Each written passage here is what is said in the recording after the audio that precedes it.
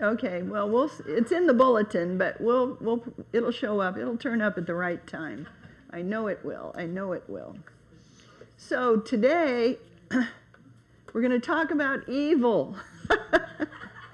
Only to say there is none, so sermon's done. You can all go have coffee somewhere. Give up the idea of evil and fear. The parable of the strong man armed. Isn't that a great visual? Parable of the strong man armed. The concept of evil and the devil for some is a central theme and a core belief, right?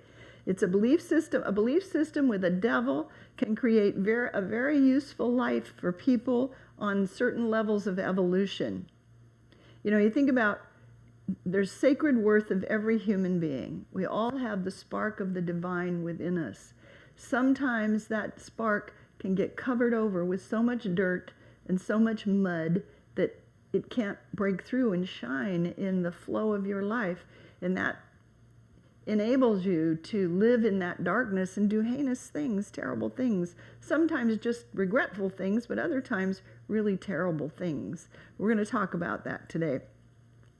Avoidance of an eternal afterlife of torment with the prince of darkness can be a very powerful deterrent, can't it? Right?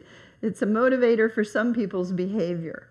How many of you, this question, how many of you were raised in a faith tradition where vivid images and stories of Satan were told to you at an early age? How many of you were raised in a faith where as toddlers, teens, adults, you were taught to fear, that fear was good. It's a good thing. It's a necessary thing. It protects you so you're not impulsive. It causes you to stop and think. How many of you were taught fear of an organized evil is normal? Fear of the devil. We talked a few weeks ago about the comedian Flip Wilson. You're all old enough to remember him. And he always said, "The devil made me do it." Remember in that comedy series? The devil made me do it. I didn't start this morning with a joke because there's a joke that fits so well into my message today. There was a young man who was a student, and he was misbehaving in school, flunking out of all of his subjects. And so his parents had threatened him and nothing was working. So they decided to put him in Catholic school. And after a few weeks, they went in to meet with the head schoolmaster, and his grades were enormously improved, especially in math. So his parents called him in and said, "What's happening? What's going on?" And he said, "When I saw that man hanging on the plus sign in the church, I decided I'd better pay attention and do math well." So can you see how it can be a truly monumental task to free a mind that's so thoroughly indoctrinated with evil? Don't do that or you're going to go to hell, or there's no, all that stuff that we're threatened with in order to have good behavior. In trying to explain the concepts of God as all good, which is what we teach in Unity, a person who does believe in the concept of evil or a devil or Satan or some kind of adversarial power, you'll find that there's almost no concept that will generate more resistance or more controversy. But you're here in Unity because you've taken hold of a higher vision. Still in love with God and the teachings of truth, your understanding of spiritual things has evolved to where you no longer live from a belief of fear. You no longer believe in a God that would cause or allow evil and darkness. You've taken hold of two simple truths. I think I have a slide for that. Maybe not. It's the universal messages that God is spirit and God is love. God is spirit and God is love. Two simple truths that have the power to change everything for all time. Now, one of the most central ideas in the metaphysics of unity is there is only one presence, one power, one love active in the universe and in my life, God the good. You'll remember our unity principle number 1 when we did our series of the 5 principles of unity a few weeks ago. Their number 1 principle is God absolute good is the name we give to the source and essence of all that is. There is no other enduring power. We affirm that every week. And the truth is, God is pure love. God is everything, period. There is no room anywhere within the all-pervading good for any notion of evil. No room for an organized conspiracy of malicious intent. No devil, no devil. The ultimate aim of each of us should be to come into an awareness of the indwelling God as all good. There's a slide for that one too.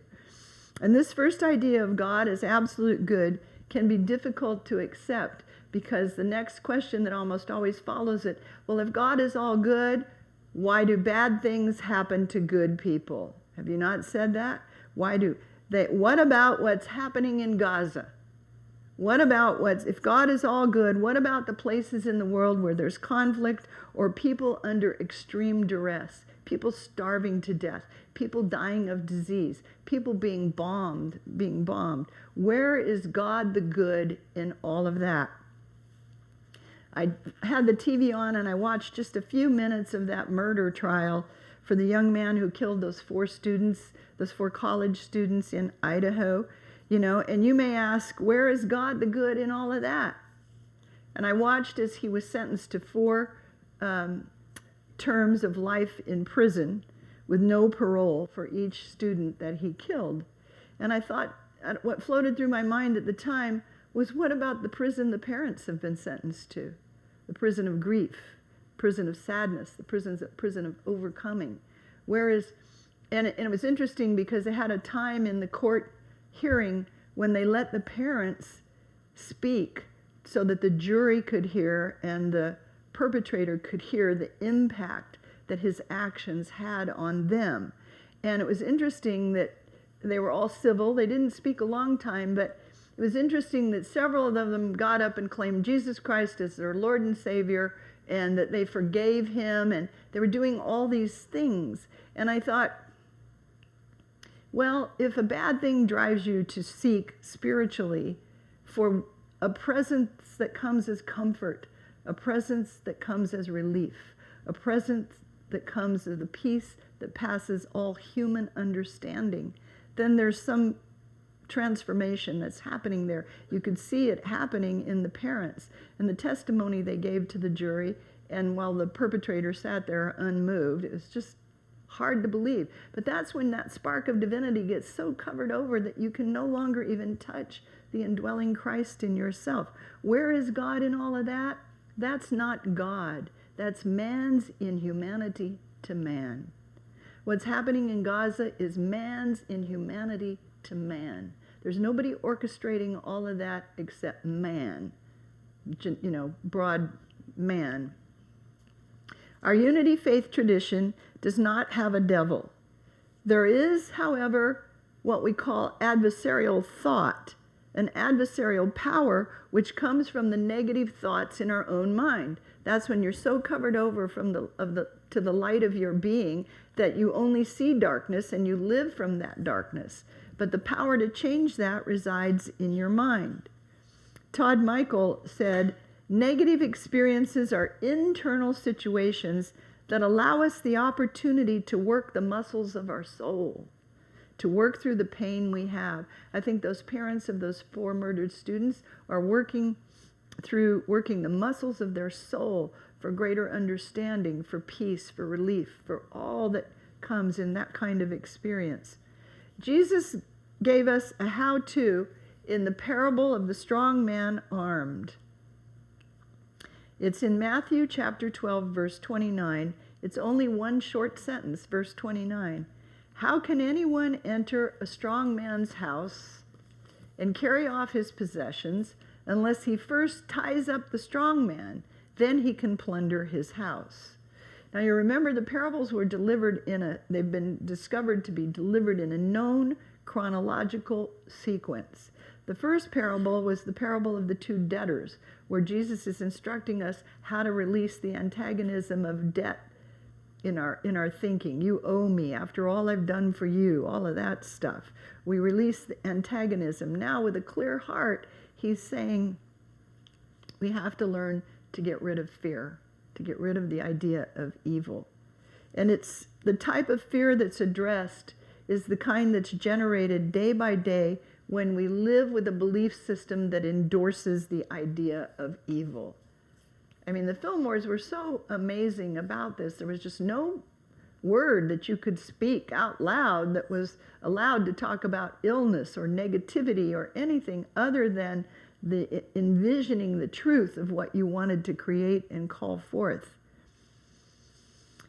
The fear that's talked about here is a fear that is silently and steadily accumulates, and it turns over and over in the mind until it becomes such a powerful force within your psyche that a large part of your personality is sculpted by it. I've known people who are afraid of everything, haven't you? Afraid I might get sick, afraid I might fall, afraid what will happen to the kids, afraid about my blood pressure, afraid that I can't drive at night, afraid. And that's cultivated over time until it just becomes a part of their psyche. And one time I was teaching a prosperity class and this woman said, "I'm so afraid of money." And you hold up a dollar bill and say, what could this possibly do to you? Anyway, that kind of fear that we rotate in our mind, ruminate over and over, you tally up all the ways that you've been victimized and how God just hasn't been there for you, or how could there be a God if this could happen to me? And it's not God, it's man's inhumanity to man. Sometimes it's your own inhumanity to yourself. Jesus explains in the parable that the strong man armed, that there is no devil, there is no evil. He says that a conspiracy, think about this, a conspiracy of evil that would destroy everything would ultimately destroy itself, right? If it's destroying everything, a well-organized destructive force that systematically works to destroy everything would eventually destroy itself. The parable says that the strong man is a powerful opponent, that it's our ego, and the ego is ego, edging God out. That's not making any room for God. That the willfulness of my human self, I know that ego that knows it all is going to steer our lives in directions that sometimes are not for the best. When the ego is tied up, which is like in the verse here, how can anyone enter a strong man's house and carry off his possessions unless he first ties up or binds? In the Bible it says binds the strong man, then he can plunder his house. So, I'm losing my place here, wait a minute. When the ego is tied up and flooded with the light of spirit, the consciousness or the belief system, the structure within us, is where the ego resides, and that can be conquered when we turn within to minister to and to educate that ego. This is not to say that there are no unpleasant things or experiences or destructive people with chaotic forces to overcome. But one of the greatest evolutionary leaps you can make as a conscious being is to accept that there is no external devil or God to blame about any experiences in your life. To bind up the strong man means, in the Bible, the word bind translates as to stop the movement of a thing, to paralyze something, to take captive, to make movement hard. Practically speaking, what do we bind then? What do we bind to ourselves? How do we tie up our ego or our strong man? What do we bind to ourselves is we want to bind up difficulties. We want to bind up downward visioning. We want to bind negative thoughts and reactions and evil imaginations so that we tie them up so they can't have any power, so we conquer them. We bind up evil challenges like cancer and heart disease and failing eyesight and hearing loss. We bind up bad decisions and regrets. We bind up evil threats like jealousy. Have you ever made a bad financial decision or a bad investment and you're still carrying the regret of that? You've bound that regret to yourself. We have to find a way to release that, to conquer that regret. I remember as a child, the one or two times I misbehaved in my life, my mother would make me stand in the corner for 5 minutes, which as a little child seemed like an hour. and she'd point me in the corner where the walls came together. So I'm looking at, and I had to stand there and face that. She said, now you think about a more positive outcome for your life while you stand there. And actually, there was an architect in me that would examine the wall and the seam up the wall and all of that. Sometimes I would sit down and go to sleep facing the wall. I was supposed to be thinking about how I could undo the misbehavior that I'd done. But she was giving me a way to conquer my frustrations. If I'd yelled at her or done something, she was giving away a timeout. Some of you as children were given timeouts. Some of you practice that discipline with your children by giving them a timeout, putting them in their rooms for a time to be still. Time to be still. You have to tie up that energetic negativity so that it has time to dissipate, so that you can conquer it. And facing that little, standing in that corner, it was just such a punishment, It's just such, she never used anything but go over there and stand in the corner. I'm the mom, you have to stand there. It was just, seemed like forever. Probably was actually only a minute, but it seemed like a long time. And it was a way that I had a way to undo what I had just done that had landed me in trouble. So time out to think about something better, time to conquer and bind up those things that would limit me or hold me back. Time out to conquer your adversarial thoughts when something's going wrong. So today I want to give you 5 ways to actively begin clearing yourself of the idea of evil that pollutes your consciousness, because you can't have that negativity. What is this? To bind in the Bible, take captive, entangle, make movement hard, to have a controlling effect. You want to take charge of, when you see those heinous things happening, what are your thoughts about that? When something goes wrong in your life, what are your thoughts about that? Because the dominion, the conquering begins in your own mind. So 5 things we can do to conquer evil. Number 1, accept the unchangeable. The greatest waste of energy is looking back. I have a slide for that. The greatest waste of energy is looking back at missed opportunities and lamenting the events of the past. One of my favorite sayings is, look through the front windshield, not the rear view mirror. When you're orchestrating your life, are you looking at the vision ahead for your life and all the good that you're creating, or are you lamenting, looking in the rear view mirror, worried about what's behind you? Stop looking back at missed opportunities and lamenting past events. Number 2 is forgive. By forgiving your trespasses and those who have trespassed against you. Forgive me, I love to say the Lord's Prayer, forgive me my advice giving and those who have also given me advice. That's what you want to forgive, right? Forgive me my advice giving and all the ways I've given advice to others. By forgiving our trespasses or our trespassers, whoever and whatever they are, you become free to concentrate on going forward in your life and succeeding in spite of the detractors. It's not the devil punishing you or holding you back. It's your own unwillingness to clear your mind and to move forward with your vision. Where are we? Again, to bind up and stop any way you are collecting grudges or wanting to get even, harboring ill will. You want to bind up all your thoughts of retribution. I am your retribution. That's not going to take us anywhere. Third way is change the changeable. We started out with accept the unchangeable, forgive, and then number 3 is change the changeable.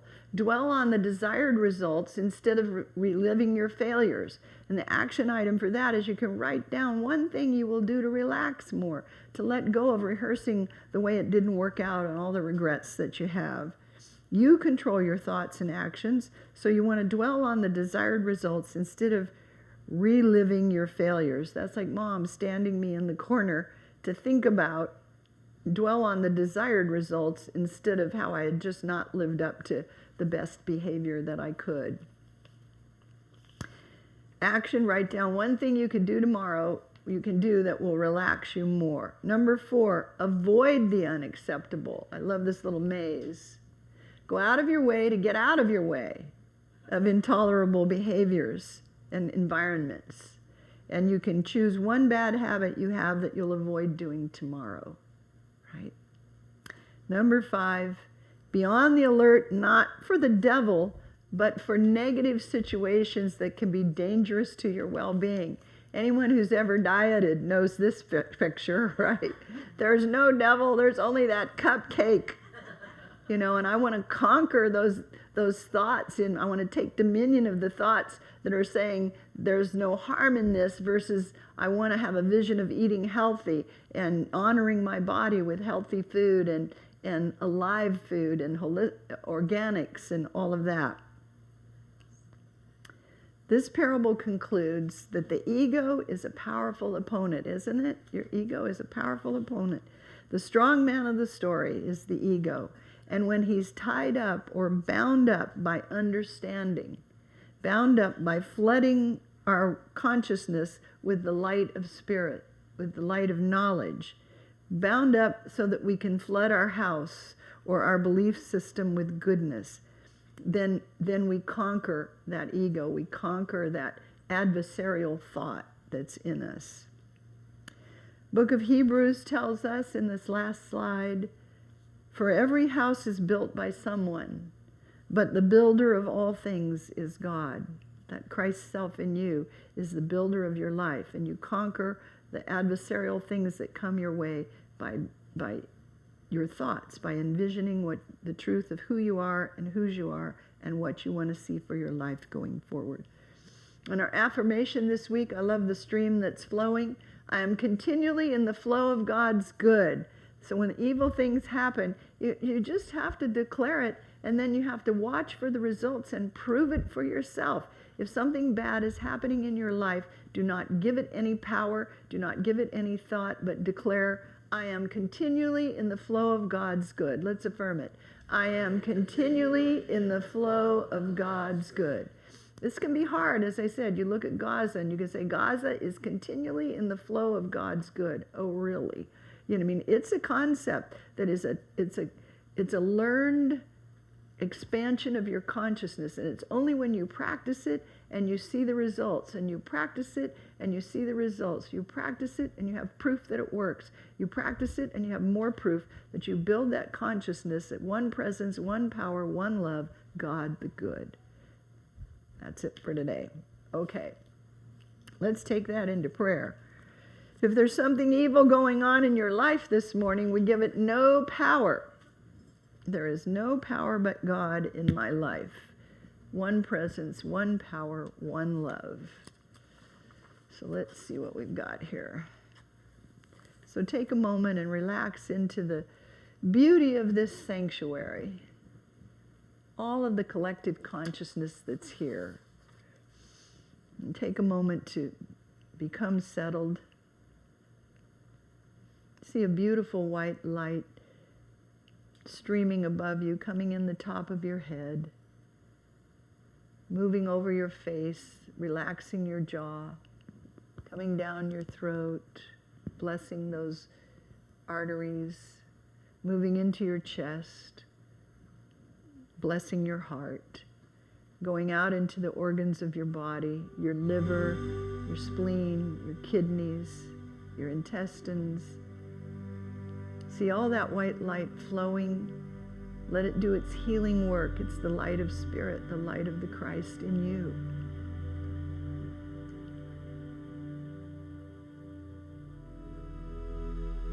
And as you continue to turn within, you release any outer concerns and allow God's peace and love to fill your awareness, and then to fill all those parts of your body for health and life. You see every organ, action, and function in your body aligning with the perfection of the Christ Spirit. It restores you to your original pattern of perfection that you had the moment you were born into this world.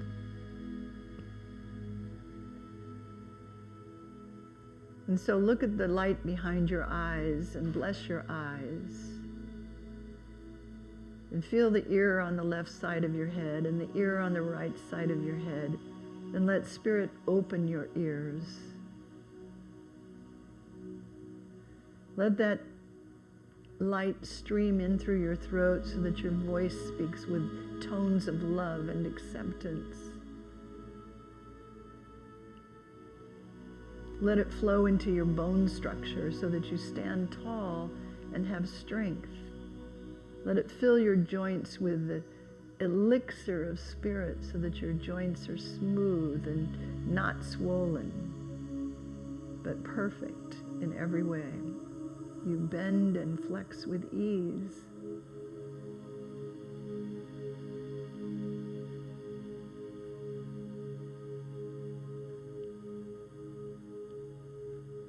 In the stillness of God's presence, we allow this light of Spirit to move in and through us, and then it radiates out from you, forming a protective shield, like the full armor of the Christ that it talks about in the Bible.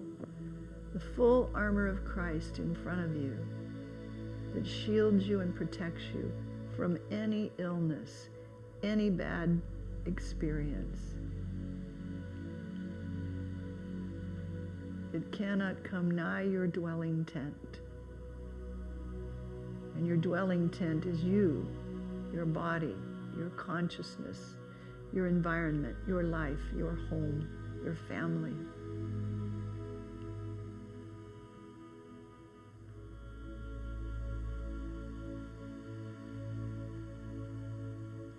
God's Spirit within you is a living, loving presence. And today we take hold of that truth more firmly. We grip it a little more tightly. We let it conquer any thoughts of evil or what if or whataboutism. We stand in the truth of God the good.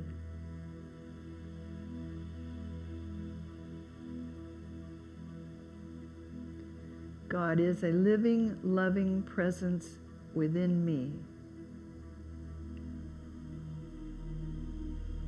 God is a living, loving presence within me. Let's affirm it. God is a living, loving presence within me. All powerful, all loving, filled with harmony and beauty, all forgiving, filled with the peace that passes all human understanding, filled with the wisdom and the guidance that leads you to the place of total peace and well-being about the circumstances of your life.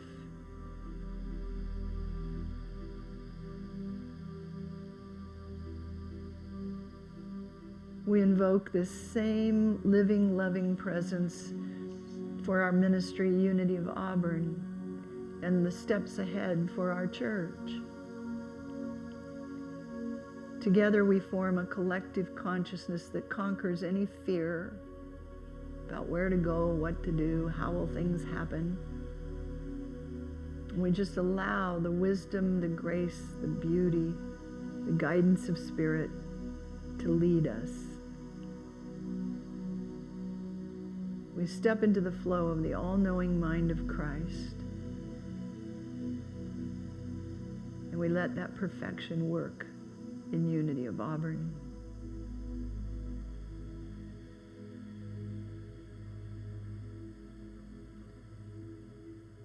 For a few moments, just in the silence, let's just allow God to be God in us. One presence, one power, one love, active in you right now.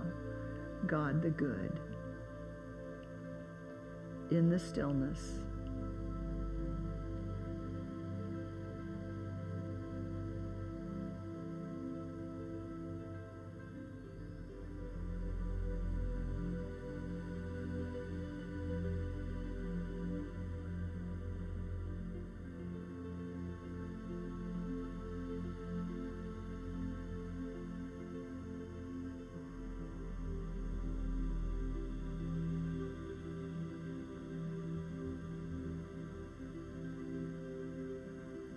For thine is the kingdom and the power and the glory forever.